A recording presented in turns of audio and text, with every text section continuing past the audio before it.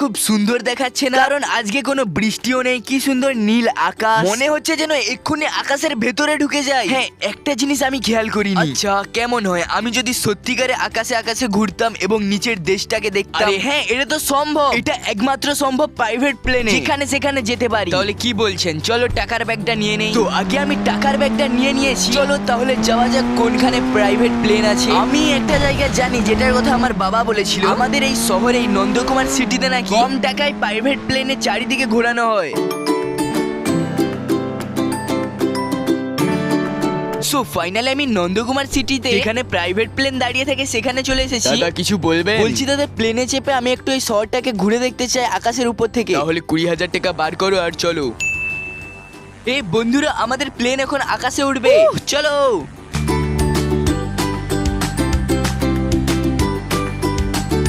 ভাই দেবে সাবস্ক্রাইব করো।